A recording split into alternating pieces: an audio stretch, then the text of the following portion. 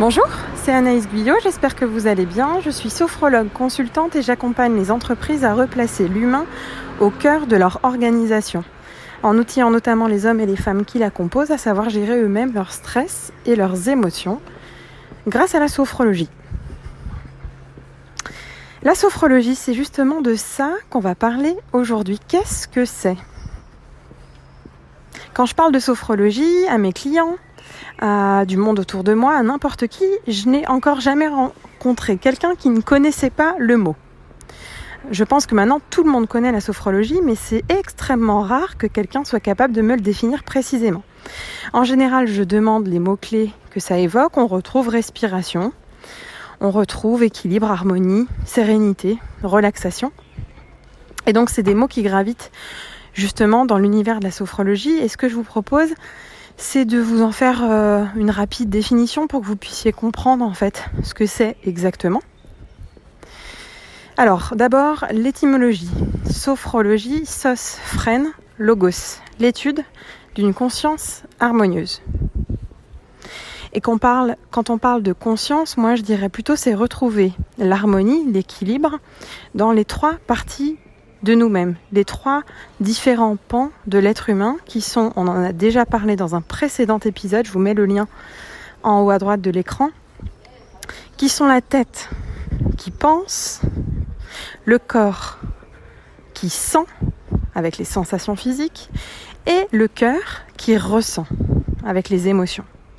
Et l'objectif, c'est de réharmoniser l'équilibre entre ces trois ces trois dimensions, on va dire, à l'intérieur de nous, puisque aucun n'est plus important que l'autre, c'est pas un podium. L'objectif, c'est de retrouver l'équilibre entre les trois.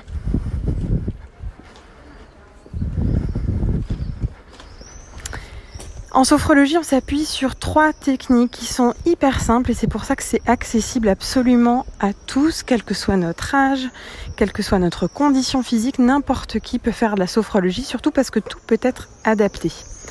Donc ces trois outils sont 1. La respiration, 2. Des mouvements corporels extrêmement simples qui peuvent être faits en tenue de ville, sans échauffement, sans conditions physiques particulières. C'est des mouvements extrêmement simples. Et le troisième outil, c'est la visualisation. L'objectif de la sophrologie, c'est donc cette recherche d'équilibre et c'est surtout de le faire en autonomie. C'est pour ça que moi, à chaque moment, je vous propose un outil, je vous propose quelque chose à faire vous-même.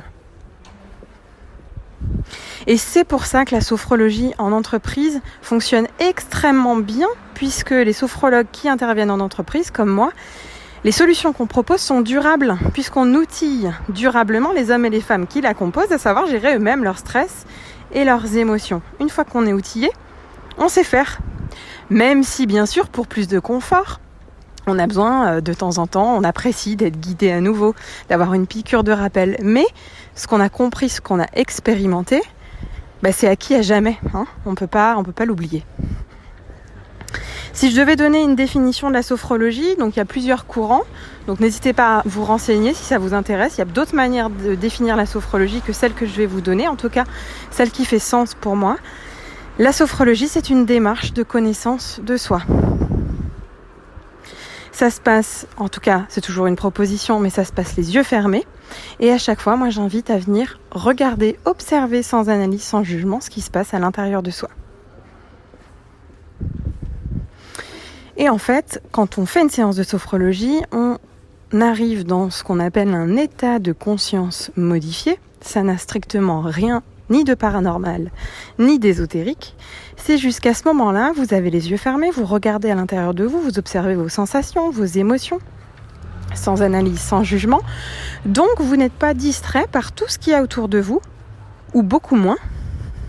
Donc, c'est simplement en ça qu'on dit que c'est un état de conscience modifié.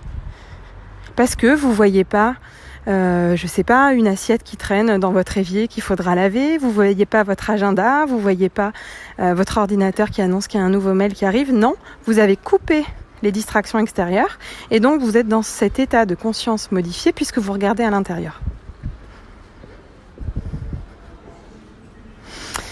Voilà un éclairage synthétique, rapide sur la sophrologie. N'hésitez pas à commenter, à poser vos questions, voilà, à compléter mes propos, à amener d'autres pistes. C'est tout pour aujourd'hui. Je vous souhaite de passer une bonne journée et puis je vous invite à prendre surtout bien soin de vous et des vôtres. À très vite pour la suite.